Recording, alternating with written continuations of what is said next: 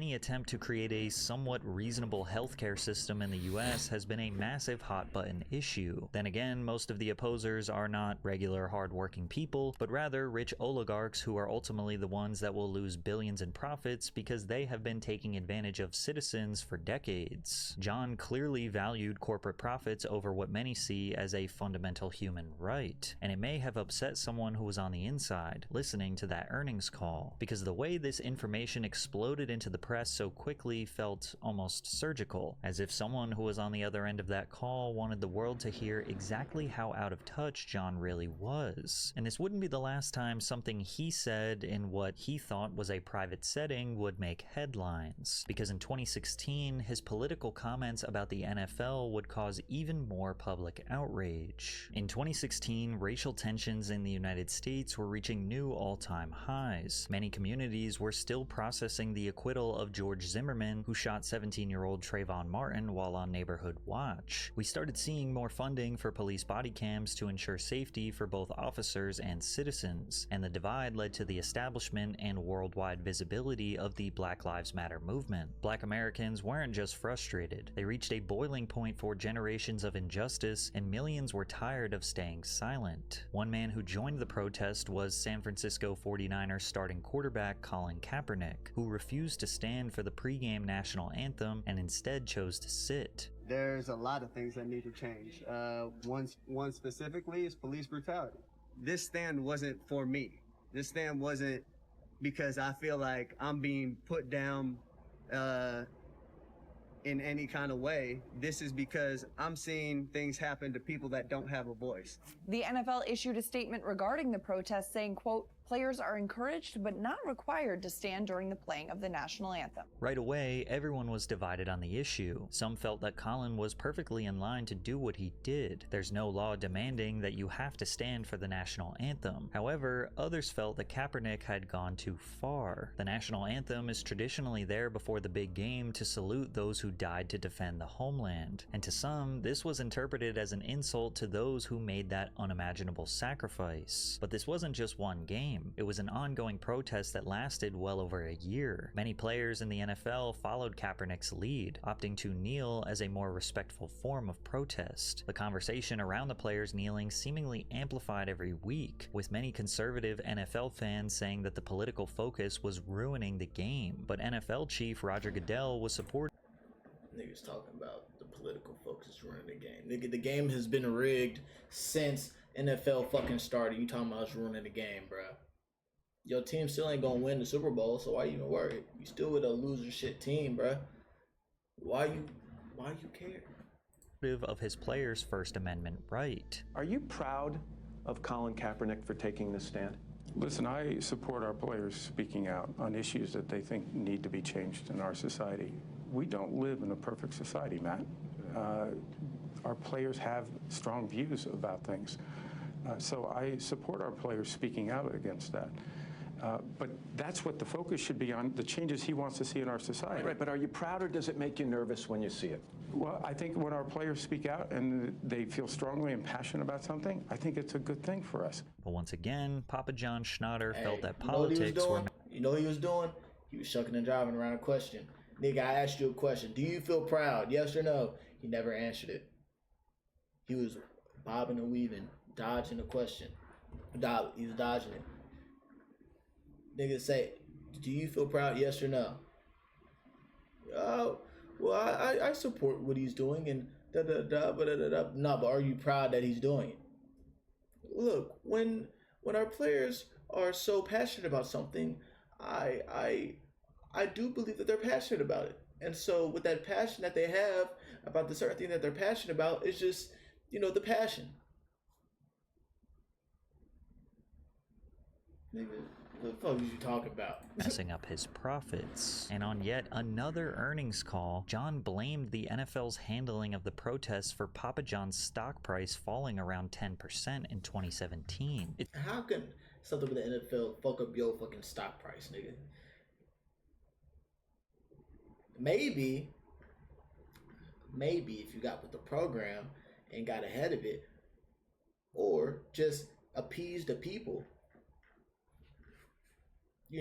say, okay, NFL, even if you don't fucking stand with it, say, all right, Papa John's, we stand with the NFL and what they're doing, and we combat police brutality.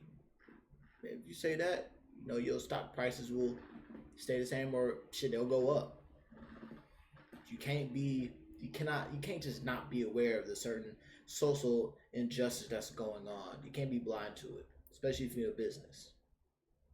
It's important to know that Papa John's had become the official pizza sponsor of the NFL in 2010, a partnership that heavily benefited them from the league's massive national visibility. Papa John's secured national broadcast and marketing rights, and many of their stadiums sold their pizza. But to suggest that the NFL players' protests had any effect on Papa John's pizza seemed like a bold and bizarre take. He said, NFL leadership has hurt Papa John's shareholders. This should have been nipped in the bud a year and a half ago. We're certainly disappointed that NFL and its leadership did not resolve the ongoing situation to the satisfaction of all parties this year and a half ago, he said in the earnings call. Good or bad, leadership starts at the top, and this is an example of poor leadership. Not only was John criticizing a powerful business partner in front of investors, but he also was aligning himself with a divisive political stance once again. His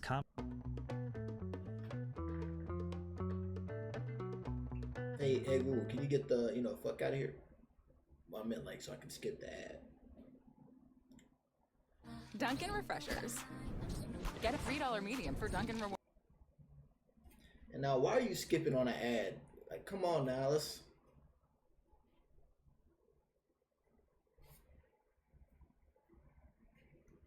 Like, I want to skip the ad, not you actually, like... You see this bullshit, man? We're gonna deal with this together. Maybe this is God teaching me patience. Members. Comments sparked backlash from multiple sides. Some thought he was unfairly blaming the NFL for his own incompetence as CEO. Some saw him as biting the hand that feeds him, as the NFL was massive exposure for the pizza chain. But ultimately, many saw him as extremely insincere, delusional, and possibly racist, unwilling to support Americans who are exercising their First Amendment right in solidarity for Black Americans. As you can imagine, the backlash for John's comments came in full force. The controversy even led to white supremacist groups endorsing Papa John's as the official pizza of the alt-right, a title the company quickly and publicly disavowed. But still, the damage was done. 12 days later, after the company's stock had dropped 12%, they took to Twitter to try to stop the bleeding. The statements made on our earnings call were describing the factors that impact our business, and we sincerely apologize to anyone that thought they were divisive. That definitely was not our intention. We believe in the right to protest inequality and support the players' movement to create a new platform for change. We also believe, as Americans, we should honor our anthem. There is a way to do both. And what's the way then? Niggas are quick to say, oh yeah, we support what they're doing, but there's also, you should do this, and there's a way to do both. Okay, then what's the solution then? Don't just say there's a way to do both and not give a solution on how to do both. Because then now we can tell that you're just trying to appease the people. You're trying to, not even appease, you're trying to give you know what? We apologize, but there's a way to do both, so backhanded apology. You give a solution, man. This wasn't really much of an apology, but rather just a statement of things that we already knew. Once again, John's inability to keep his personal politics out of his professional life cost him and the company big. 1 month later, Schnatter resigned as CEO, but stayed on as chairman. Weeks later, a mutual agreement was met to terminate Papa John's as the official pizza sponsor of the NFL. They would be replaced with Pizza Hut. The company was going downhill fast, but still with a chairman's seat, John Schnatter still had power. But he would, for the third time, say something on a conference call that would officially destroy his reputation forever. After John's fight with the NFL, earnings were down by almost 50%. Brandon Roten, chief of marketing, felt it would be wise to reduce Schnatter's presence in TV advertisements, as well as reduce John's association with the company overall, since he was the sole reason Papa John's was ever in any controversy. It seemed like the company was looking to make John invisible, and he just couldn't handle the idea idea of being sidelined when he was responsible for all of Papa John's success. After months of arguments with his internal team, his executives sought a compromise to try to make everyone happy. In order to get things under control, the board made an agreement that John could stay on as chairman and still be the face of the company under one condition: if he accepted coaching from a PR firm called Oslin & Gage, operating under the ad agency Laundry Service. Papa John's hired Laundry Service for a new advertisement strategy, and Laundry Service brought in their PR team Oslin & Gage to specifically coach Schnatter on how not to destroy the brand any further, and the goal was to train him in modern media etiquette and contain his public outbursts, and ultimately leave his personal opinions on politics out of the pizza business. But during one of those training sessions between Laundry Service and John, he said something so reprehensible that the PR firm decided they did not want to help him anymore. On July 11th, 2018, Forbes published a headline that spread like wildfire. Papa John's founder used N-word on conference call, and the clip of the conference call was released. What bothers me is Colonel Sanders called blacks niggers. I'm like, I've never used that word. And they get away with it. This was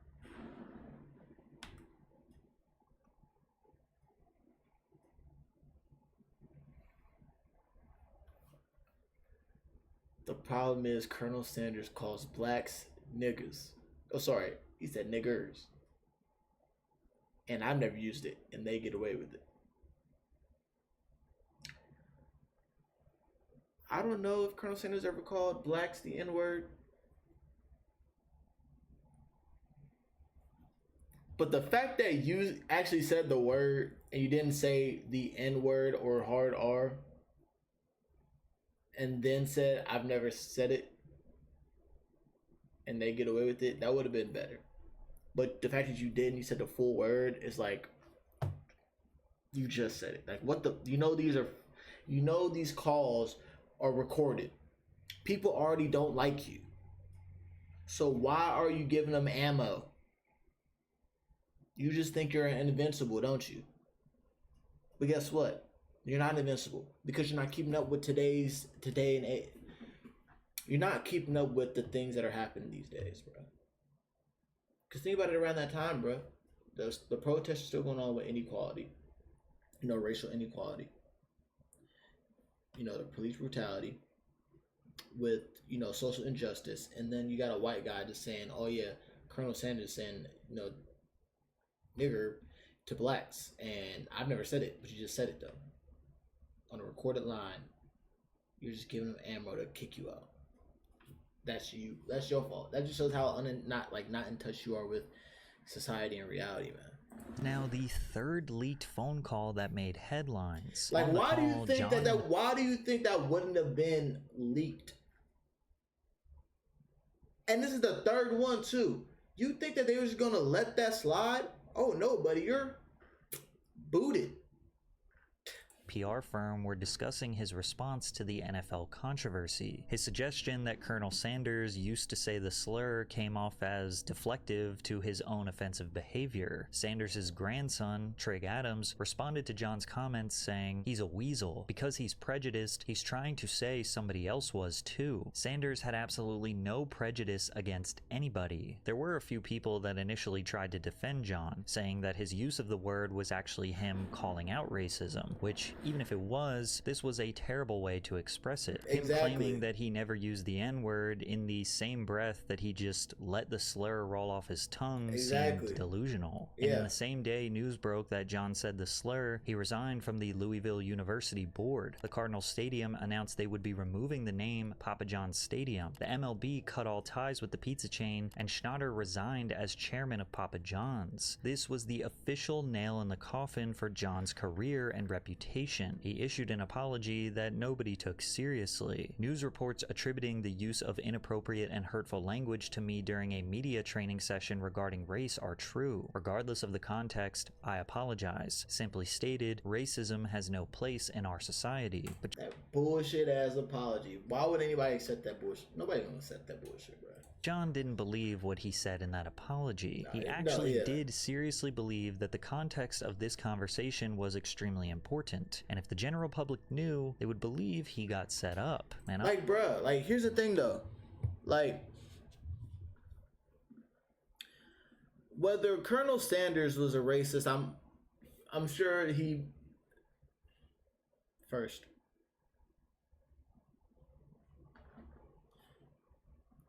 This is what we gotta look at too. I learned this. Racism is with business, is with society. Bigotry is personal, is emotion. I hate you because you're black. That's being a bigot. So really, he's more talking. Well, I know he's talking about racism with the business and everything, but you could have said that without saying the word. Because that is a conversation that needed to be had, and he's not wrong. But it's like, bruh, you just let that shit roll off your tongue like you be saying that all the fucking time. Do you not have a concept of what's going on right now in our society? And you just said that, and you're a white dude, and you're from Kentucky, sorry, Indiana, but your headquarters in Kentucky. Like, come on, though, come on. Honestly, the details do look a little suspicious. You also have to consider that just 8 days after Forbes published the racial slur controversy article, they released another article called The Inside Story of Papa John's Toxic Culture, which portrayed John as a controlling, vindictive leader who created a culture of fear and intimidation within the company. The article included anonymous accounts from former employees describing verbal abuse, sexual assault, and reinforcing that John wasn't just careless with his words, but toxic at his core. The details of both of these articles would require months of energy and effort to produce, so there is no doubt that Forbes choosing to release these articles within a week of each other was calculated. I want you to take note of the little details in this article that most people skip over, and that is all of the anonymous sources and them making claims that are almost immediately refuted. The article claims that John surrounded himself with loyalists by hiring his high school friend Tim O'Hearn as a powerful executive and his longtime associate Steve Ritchie as CEO, which created a bro culture at the top. Papa John's has effectively been a public company operated like it is privately owned. A veteran employee says, "Nothing is happening there unless John wants it to happen." They also go on to say that female employees were mocked and asked if they were menstruating. Male executives made references to gangbangs and comments about whether women wanted to jump on the train. Schnatter disputed most of this story. Papa John's did not respond to repeated requests for comment. Ritchie, for his part, did not respond to a request for comment, and O'Hearn contested portions of the story. The language here is key. Disputed most of the story. Contested portions of the story. This allows Forbes to cover themselves legally while leaving the reader unaware of what is actually true or not. Like, here's a classic example of them trying to claim that John would cheat on his wife. One former executive says the married Schnatter would disappear for days on work trips, stirring suspicion that he was, quote, hooking up with girls. Schnatter denies this. So they make a random claim from an anonymous source, and then John denies it. So now it's up for you to decide if it's real. But in theory, they could make up Using like your inference. They're trying to get you to infer that he was, cheating. Oh, he was gone days on end with no one. He contacted nobody. What he was doing, I don't know. He could have been cheating, but I'm not saying he was cheating, but he has a wife at home that he didn't bring, so wonder what he was doing. anything with anonymous sources and just let John deny it. Ironically, they even tried to pit executives against him, but it didn't work. Schnatter remained chairman but was relocated to offices 20 minutes away, where he fought for control, contesting everything the new CEO did and forced board members to choose between him and his CEO. When Forbes asked Nigel Travis about it, he denied, stating, "Most of the time, John and I had a very cordial relationship." Here's another example. Over time, Schnatter started to visit the main campus more often to learn what was going on. He allegedly recruited Papa John's employees to spy on their colleagues. He read workers' emails, according to 2 sources with knowledge of the episodes, and sometimes conducted business from disposable phones. Schnatter denies that he accessed emails or recruited employees to conducted business from disposable phones. Like, you trying to make him seem like he's a drug dealer or something like that. Oh yeah, they got a bug in my phone, so we will have to change our disposable phones. Oh, they caught us, I got you another one. Go ahead. Here you go. Only you and I have this number. Spy on each other. This ain't power. You think you John Gotti or something? Are you having trouble trying to keep up with your professor? No. You've got to try Otter. Here's how it works.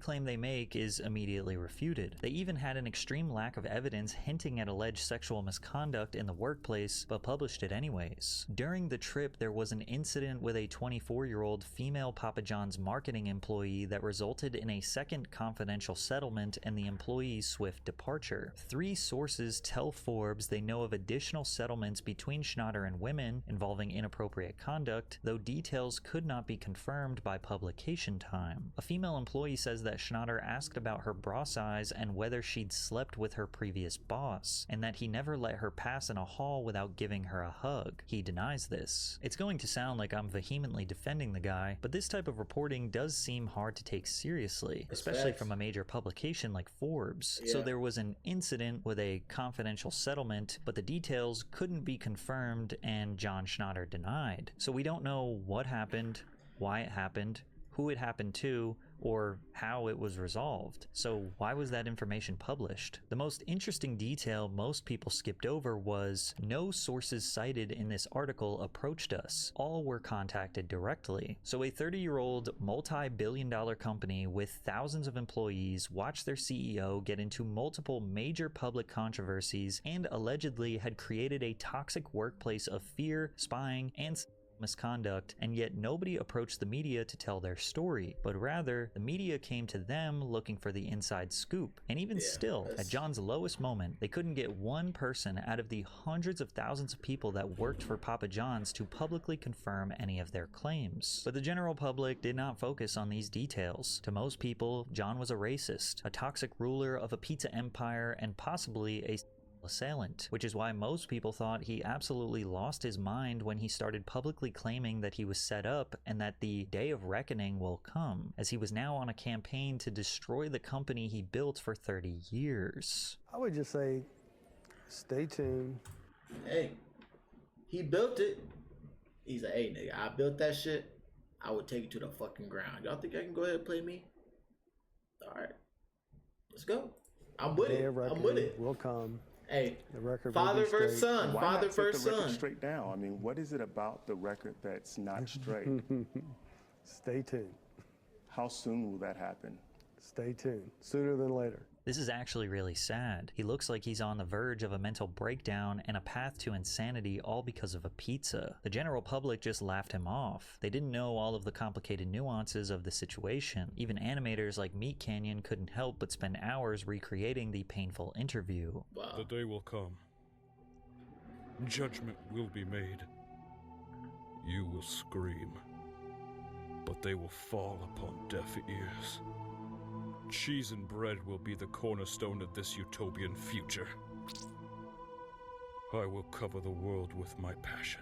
And every time John tried to defend himself, he just made it 10 times worse. I mean, again, you have a public board that paints its chairman complicit, passive, or active. They paint the founder as a racist.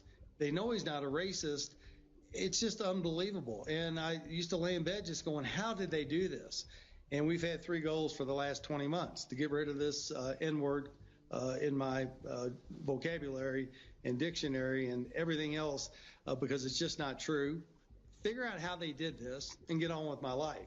John didn't realize. See,